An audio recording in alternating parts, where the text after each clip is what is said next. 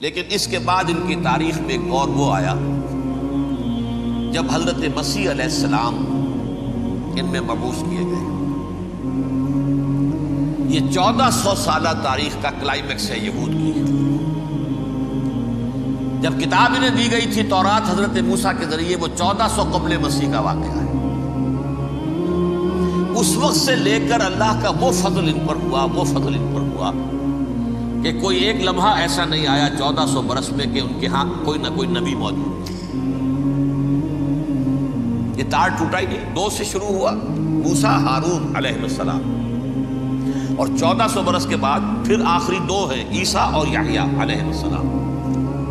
یوں سمجھ لیجئے، اور اس کے درمیان یہ تار ہے، اور اس تار میں کوئی ایک لمحہ ایسا نہیں آیا کہ کوئی نبی موجود۔ اس میں اتار چڑھاؤ بہت سے آئے ہیں، اس کا وہ میرا موضوع نہیں ہے اس وقت۔ قبل مسیح کی تاریخ جو ہے وہ میرا موضوع نہیں ہے۔ قرآن مجید میں سورہ بنی اسرائیل کے پہلے رکوع میں اس کا تذکرہ موجود ہے۔ وَقَضَيْنَا إِلَىٰ بَنِي إِسْرَائِيلَ فِي الْكِتَابِ لَتُفْسِدُنَّ فِي الْأَرْضِ مَرَّتَيْنِ وَلَتَعْلُنَّ عُلُوًّا كَبِيرًا۔ 2 مرتبہ ان پر عذاب کے کوڑے برسے، پہلے اشوریوں کے ذریعے سے جو شامی تھے، سیرینز اشوری کہلاتے ہیں، پھر بابلیوں کے ذریعے سے یعنی عراقیوں کے ذریعے سے، بیبیلونیا نام تھا عراق کا پہلے، ان پر بہت بڑی بڑی تباہیاں آئیں، اللہ تعالیٰ کی طرف سے عذاب آئے۔ اس کے بعد پھر دوسرے دور میں دوسرا اقتدار کا دور آیا، خرمستیاں بڑھ گئیں، تو پہلے گریکس کے ذریعے سے، یونانیوں کے ذریعے سے، اور پھر رومیوں کے ذریعے سے پسوایا گیا۔ یہ دور گزر چکے تھے ان پر، 2 عروج کے دور اور 2 زوال کے دور۔ میری چھوٹی سی کتاب ہے تنظیم اسلامی کا تاریخی پس منظر، 6-7 صفحے ہیں، اس کو آپ دیکھیں گے تو اس میں اس کا پورا نقشہ آپ کو مل جائے گا۔ ویسے تو یہ کہ میری جو ذرا بڑی کتاب ہے سابقہ اور موجودہ مسلمان امتوں کا ماضی، حال اور مستقبل، اس میں نے ان معاملات کو بڑی تفصیل سے بحث کی۔ بہرحال یہ جو دور تھا ان کا 1400 سالہ، وہ اونچ نیچ سے ہوتا ہوا جب آیا ہے حضرت مسیح کی بعثت پر، تو ان کی شرارت کی انتہا یہ ہو گئی کہ اللہ تعالیٰ نے مسیح کو رسول بنا کر بھیجا، رسولاً الی بنی اسرائیل۔ حضرت موسیٰ اور حضرت عیسیٰ کے درمیان رسول کوئی نہیں ہے، سب نبی ہیں۔ حضرت موسیٰ رسول تھے اور حضرت عیسیٰ رسول، درمیان میں داؤد ہو، سلیمان ہو، یشعیاء ہو، زکریا ہو، یہ سب نبی ہیں، یحییٰ نبی ہے، رسول نہیں ہے۔ لہذا وہ شہید کر دیے گئے، رسول شہید نہیں ہو سکتا، قتل نہیں ہو سکتا۔ لیکن عیسیٰ اور موسیٰ کے درمیان 1400 برس ان کے جو ہیں، اس کا کلائمیکس ہے حضرت مسیح علیہ السلام کی بعثت، اور حضرت مسیح علیہ السلام کو جسے اللہ نے اپنی روح قرار دیا، روح منہ، کلمتہ القاہا الی مریم، اللہ کا کلمہ، عظیم ترین معجزات۔ انہوں نے کیا کہا؟ یہ ولد الزنا ہے، حرام زادہ ہے، معاذ اللہ، نقل کفر نباشا، یہ جادوگر ہے، یہ مرتد ہے، یہ واجب القتل۔ اصل حکومت اس وقت رومیوں کی تھی حکومت، لیکن انہوں نے انہیں آٹونومی دے رکھی تھی، اپنے مذہبی معاملات تم خود طے کر سکتے ہو۔ تو قائفاس جو اس وقت کا ان کا ہیڈ رپائی تھا سب سے بڑا، اس کی عدالت نے فیصلہ کیا مسیح کو سولی چڑھا دیا جائے۔ پائلیٹس پونٹس، اس کے پاس ان کے ازداج پہنچ گئے، یہ ہمارا مجرم ہے مذہبی، یہ مرتد ہے، یہ کافر ہے، یہ جادوگر ہے، یہ واجب القتل ہے، اسے قتل کر دو، سولی چڑھا دو۔ خیر وہ لمبی بات ہو جائے گی، اس نے تو اپنے ہاتھ دھوئے کہ صاحب ہمارے پاس کوئی جرم نہیں ہے اس کے خلاف، تم کہتے ہو تو ٹھیک ہے، سولی چڑھا دیتے۔ یہ دوسری بات ہے کہ اللہ نے حضرت مسیح کو اٹھا لیا آسمان پر، ان کی جگہ وہ شخص سولی چڑھا جس نے غداری کر کے گرفتار کروایا تھا، جوڈاس اسکیریوٹ، اس کی شکل اللہ نے بدل دی حضرت مسیح کی سی، اور حضرت مسیح کو فرشتے اٹھا کے اوپر لے گئے، وہ زندہ آسمان پر اٹھا لیے گئے۔ اور یہ ساری تفاصیل نہ قرآن میں ہے نہ حدیث میں ہے، یہ انجیل میں ہے، لیکن انجیل کون سی؟ برنباس کی انجیل، gospel of the Lord according to Saint Barnabas. یہ حواریین مسیح میں سے تھے، لیکن عیسائی ان کو تسلیم نہیں کرتے، ان کی بائبل کو صحیح نہیں مانتے، کینونیکل نہیں مانتے۔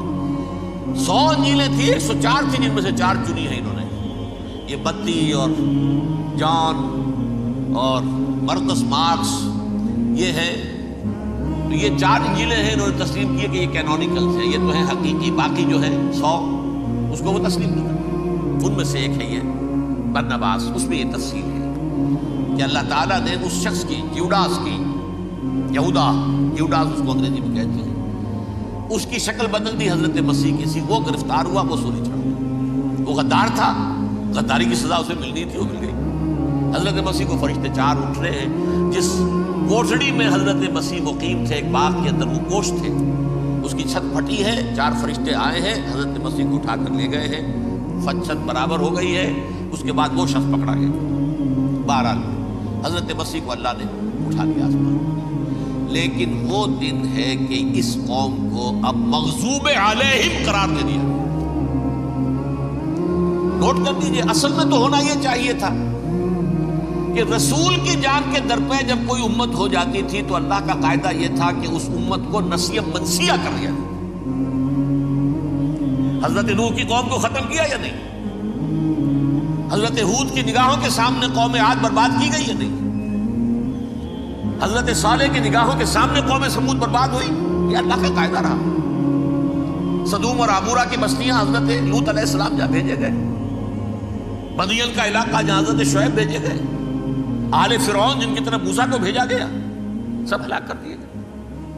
کیونکہ رسولوں کے بارے میں اللہ کا نبیوں کے بارے میں یہ بات نہیں ہے۔ نبی آیا، اس نے دعوت دی، جس نے مان لیا اچھا کیا، اپنے لیے اچھا کیا، نہیں مانا اس کی اپنی جو ہے آپ برباد ہو گئی۔ دنیا میں کوئی فیصلہ اس کا نہیں ہوتا، لیکن رسولوں کا معاملہ یہ ہوتا ہے کہ دنیا میں وہ اللہ کی عدالت بن کر آتے ہیں، مانو گے تو بچو گے، نہیں مانو گے ہلاک ہو۔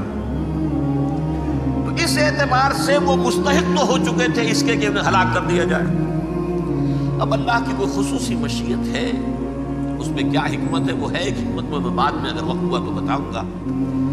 فیصلہ یہ کیا اللہ نے کہ حضرت مسیح کو تو اٹھا لیا زندہ، اور ان کی رسی ابھی مزید دراز کر دی، کہ ان کو ابھی مہلت دے دی کہ تمہیں آخری استیصال، جس کو عذاب اکبر کہتا ہے قرآن، سورہ سجدہ جو حضور ہر جمعے کی پہلی رکعت میں فجر میں پڑھتے تھے، وَلَنُذِيقَنَّهُم مِّنَ الْعَذَابِ الْأَدْنَىٰ دُونَ الْعَذَابِ الْأَكْبَرِ لَعَلَّهُمْ يَرْجِعُونَ۔ چھوٹے چھوٹے عذاب اور ایک بڑا عذاب، جبکہ قوم بالکل برباد، نسیم منسیہ، کأن لم یغنوا فیہا، ایسے ہو جائیں جیسے کوئی تھے ہی نہیں آباد یہاں، لا یرا الا مساکنہم، اب ان کے مسکن نظر آتے، مکین نظر نہیں آتے۔ یہ عذاب اکبر جو ہے وہ ان پر نہیں آیا، حالانکہ وہ مستحق ہو گئے تھے اسی وقت۔ اس کو یوں سمجھیے کہ کسی شخص کو پھانسی کا حکم تو ہو جائے، ایگزیکیوشن نہیں ہوتا ہے، کئی سال گزر جاتے ہیں بڑے اور معاملات جو ہیں وہ چلتے رہتے ہیں۔ یہ معاملہ ہوا اس کے ساتھ، ورنہ یہ مستحق ہو چکے تھے آخری بربادی تباہی کے، عذاب استیصال، جڑ سے کاٹ دینے والا عذاب، وہ آ سکتا تھا ان پر اسی وقت، لیکن اللہ نے ان کو مہلت دراز کی ہے۔ لیکن اس کے بعد اللہ نے ان کو ایک اور موقع دیا، 600 برس بعد حضرت مسیح کے، محمد الرسول اللہ صلی اللہ علیہ وسلم کے بعثت ہوئی۔ اور یہ میں سمجھتا ہوں کہ اس قوم پر اللہ کا اتنا بڑا فضل تھا، اتنا بڑا فضل تھا، اتنا بڑا فضل تھا۔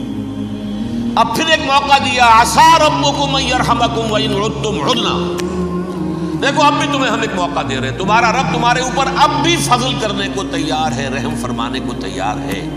ان ھذا القرآن یہدی للتی ہی اقوم، اس قرآن کے سائے میں آ جاؤ، یہ شاہدرا ہے ہدایت میں آنے کا، اس میں داخل ہو جاؤ، محمد کی تصدیق کرو صلی اللہ علیہ وسلم، دامن محمدی میں آ جاؤ، اب بھی ہم تمہارے گناہ بخش دیں۔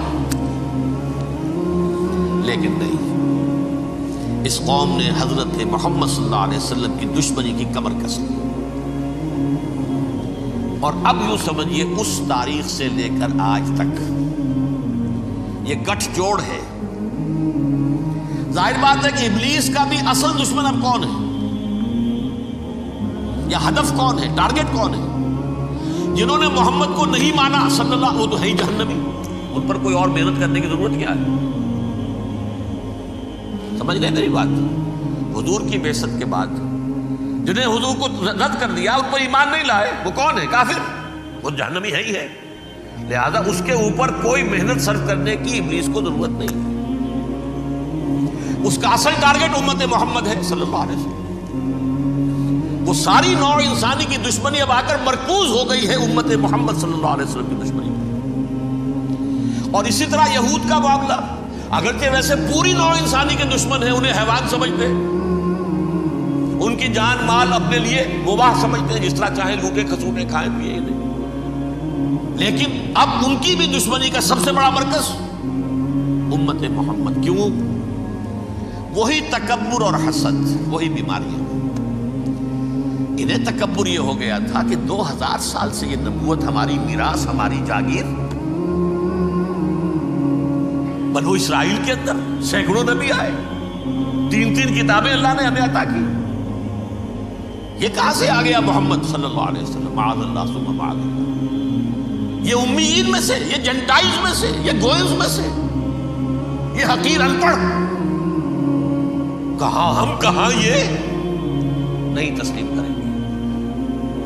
حالانکہ قرآن کہتا ہے یعرفونہ کما یعرفون ابناءہم، ان کے علماء ایسے پہچانتے تھے حضور کو جیسے اپنے بیٹوں کو پہچانتے کہ یہ آخری نبی ہے، لیکن تکبر اور حسد کی آگ میں جل اٹھے۔ اب ان کے بھی دشمنی کس سے ہے؟ محمد اور امت محمد صلی اللہ علیہ وسلم۔